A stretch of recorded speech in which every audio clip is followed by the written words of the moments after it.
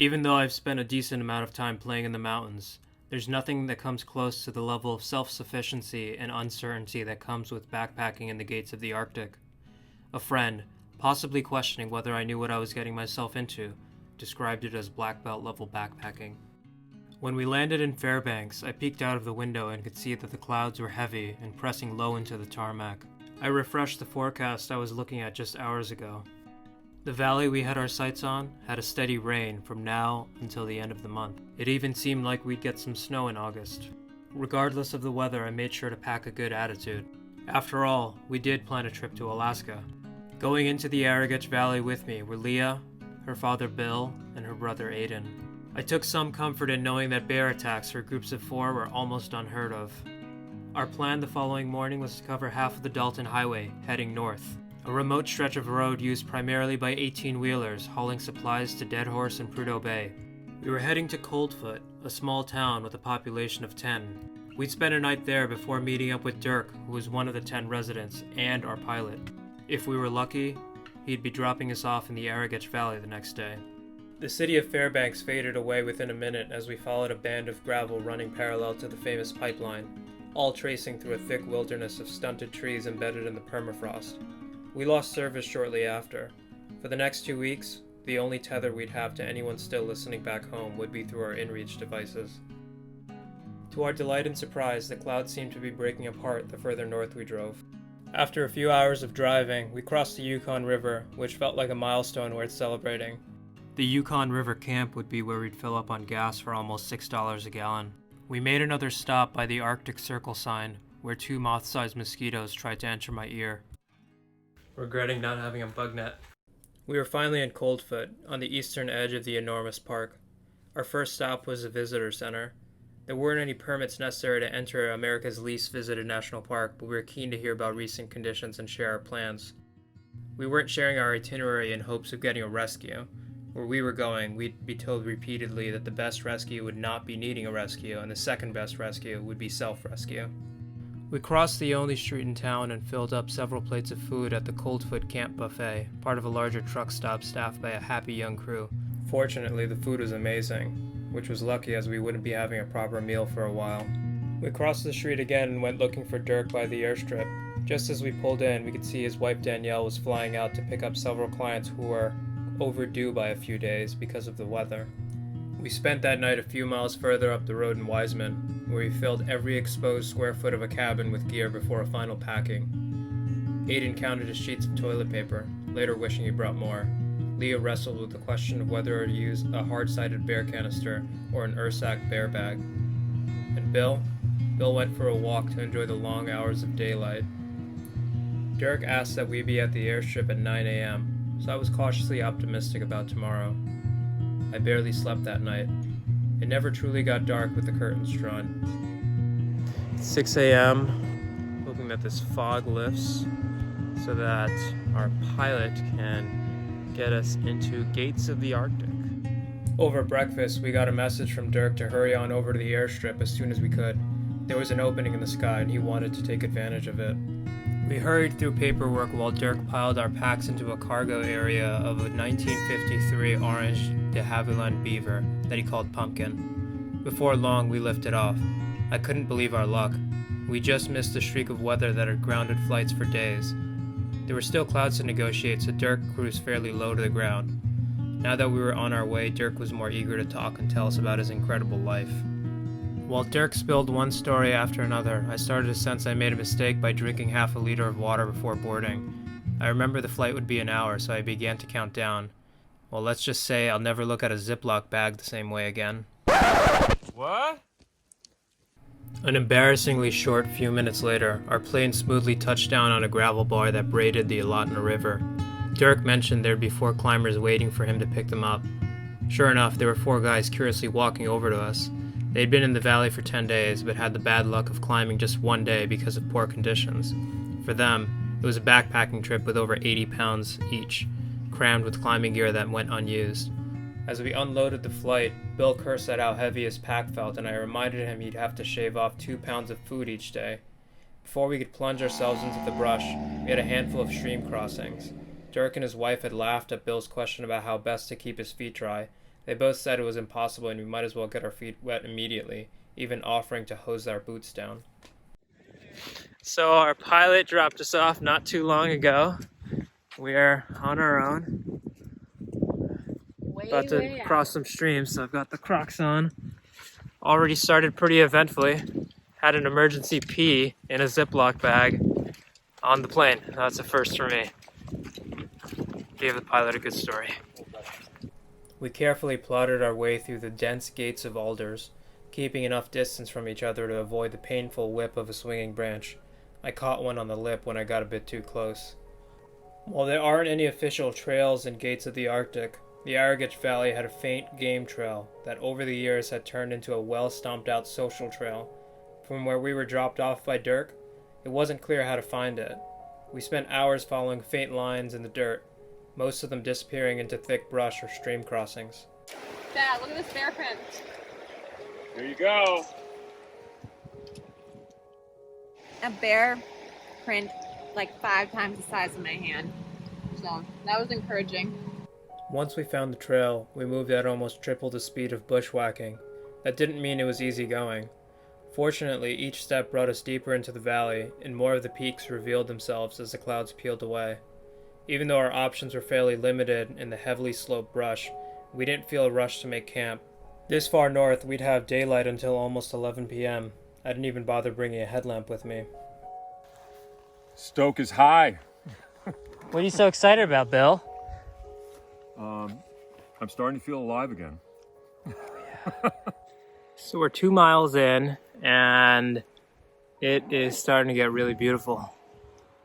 What a gorgeous sunny day. We had to put on her sunglasses. She didn't think she'd need them. I almost didn't bring them. Even with a stomped out social trail, this is what it's like going through 1 mile per hour. Some mud, some tussocks. After a casual 7 hours of hiking since we last saw Dirk, we stopped for the night. How you feeling? Like, I'm not gonna want to get out of this bag in the morning. Yeah. So cozy. Bright and sunny. I can't believe we're in the Arctic. How many more days of this are we gonna get? The valley continued to open up the deeper we pushed into it, as did the views. We had our first clear sight of Xanadu, a massive granite formation characterized by a sheer wall that looked like it was cleaved off, a little bit like Half Dome in Yosemite. We didn't have far to go, so we stopped wherever the views were good. All around us were bushes, heavy with fat blueberries. The rangers told us it was the best tasting season they've had in a while. A little bit off trail, we found the antler of a Caribou! What'd you do to that poor caribou, Bill? What, beast mode on it? Nothing. I think a bear got him. You can still see the pink on it. Oh, yeah. I don't know. Oh, it got gnawed on here. Right there, along there, on either side. Point got broken off. Another one. Yeah, he's missing some points. We just found out that there's a big fat grizzly hanging out in Aquarius Valley. I don't know what he's doing, but we're definitely going to see him probably. Also, there was a group of 6 camping here. And apparently the bear was hanging out near their campsite, just chilling.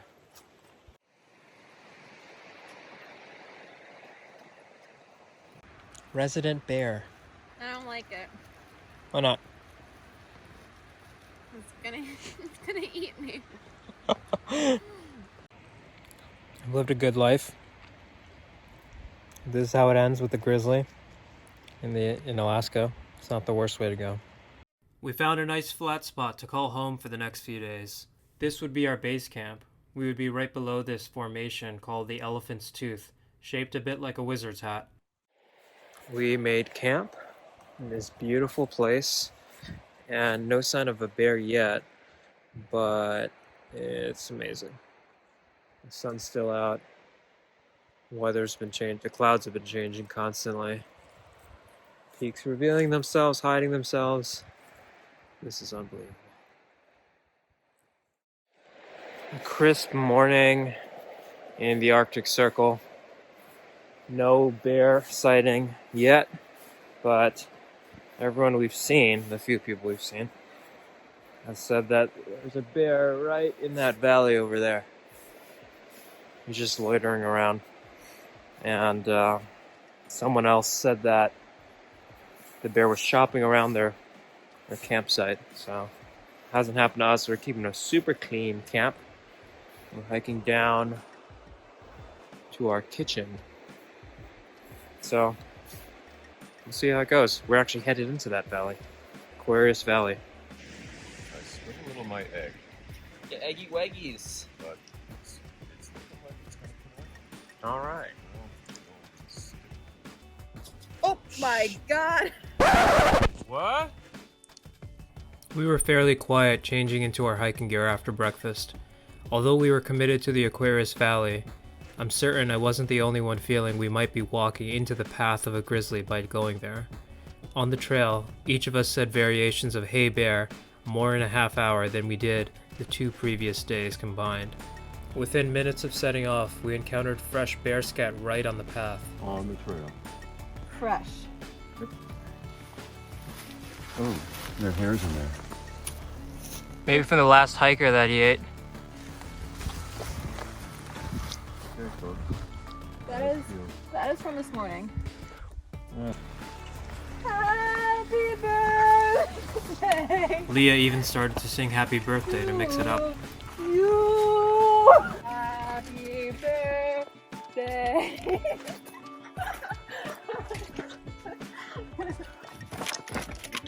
Oh God. What? And so, without a bear in sight, we quickly moved up the slope to the mouth of the Aquarius Valley, marked by a steep boulder field we'd have to traverse.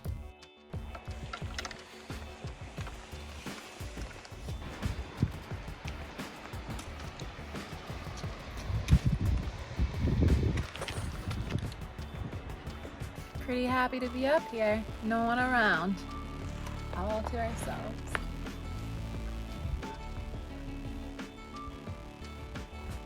Can't believe we have this entire place to ourselves. Trying to make it a little further on this boulder field. There's no one here. No one at all.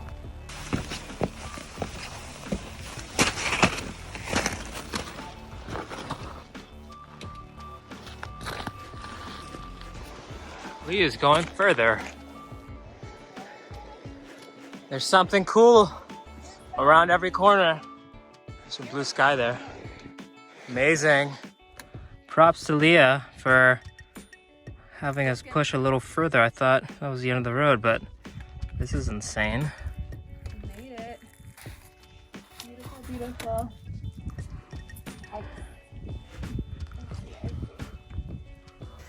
Now we gotta make our way back to camp.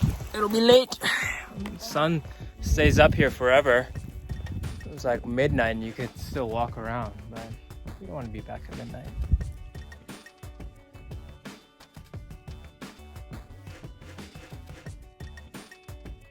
It's 5 p.m. right now, and probably be at this boulder hopping for a few more hours. Getting kind of cold, and there's some weather moving in. I don't know if you can see that. These boulders will be very nasty to slip on.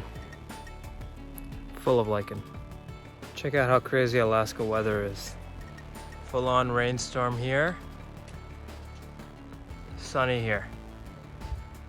The rain's picking up, but we're very, very close to camp. And no bear sighting. Some of us are a little disappointed. I think Bill in particular, maybe me a little bit. But it's been a phenomenal day. No one in Aquarius Valley. Unbelievably lucky. This foliage color is phenomenal. Can't think of a better time to be here. Another beautiful morning. Overslept my alarm. But take a look at this.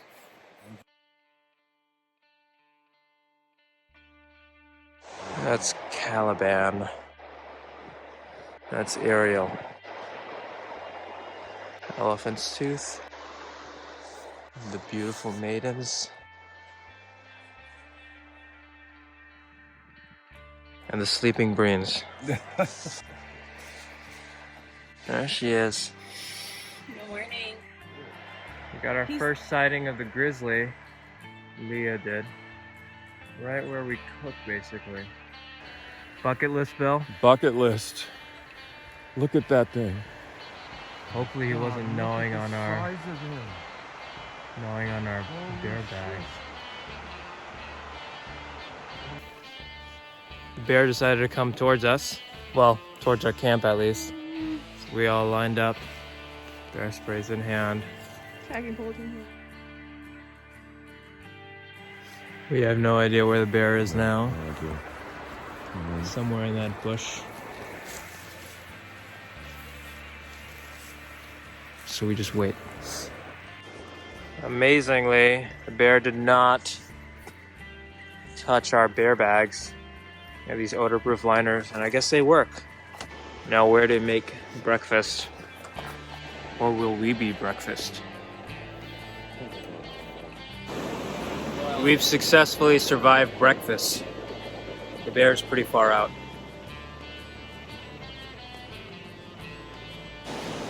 There's Aiden practicing his karate moves in case we encounter a bear.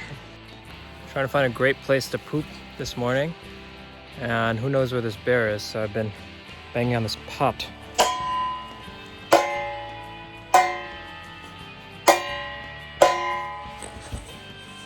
Bears don't like it. People probably don't like it either. So we're off to our hike. An extremely late start of 1 p.m. Already had some lunch. We're headed over into that valley. Yesterday went to some valley behind there. I've got this pot set up and I'm gonna be banging on to scare this bear away. And bear's on the other, fully loaded.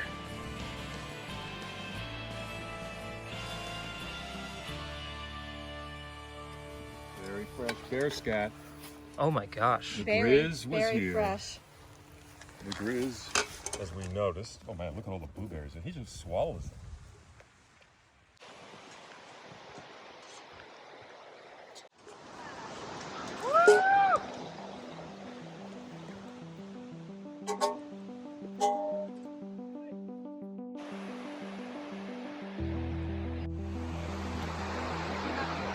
Can't believe this place exists. So I haven't seen the bear. Having an awesome day. That's Caliban, Ariel, Xanadu. We might lose the sun shortly behind that ridge. So we're gonna try to turn, what is it? I guess left, see some glaciers. In an ideal world, we'd be climbing up Ariel, the little pointy one right there, from the backside. It's a class 3 scramble, but apparently there's some snow and ice. It makes it pretty treacherous. Looks like we're in Thailand right now. All these, some quicksand. Aiden's having the time of his life. So it's the end of the line for us. I think we're gonna turn around. We are here.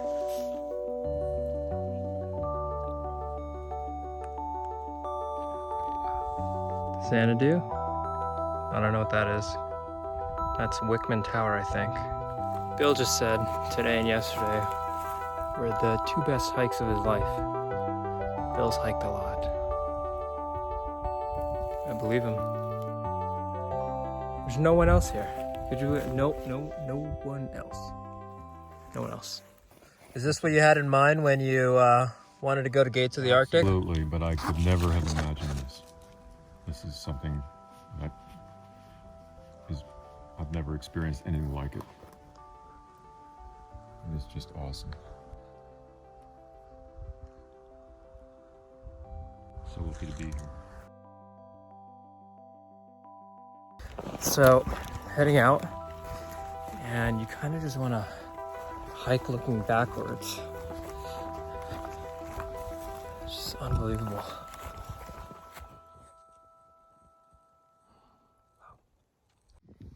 We think we found some wolf poop, maybe. Got But a bone in it? there's a little bone here, and basically it's all hair. It's all this white hair. It's just a turd of hair. Wow, it's like when I clean the Roomba and I find all your hair. Oh my god.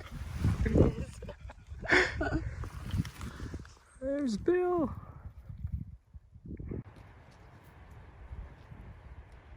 Clouds just started moving in just as we're leaving. Got really lucky. So, Thursday, 2 days from now, it's supposed to snow. The 5th member of our team, Lise, his mom, has been sending us weather reports on the daily. 90% chance of snow, so I think that'll be our rest day. Hopefully we can get socked in the tent, not near the bear, ideally. Made it to camp after a stellar hike, and that weather is about to move in, so we're getting rain geared up. Look, head to toe, Leah. Hover. Oh yeah, I'm ready. Aiden, you ready? I don't need a fucking cold shower. I need Alaska in the winter. Yep, that man raised me.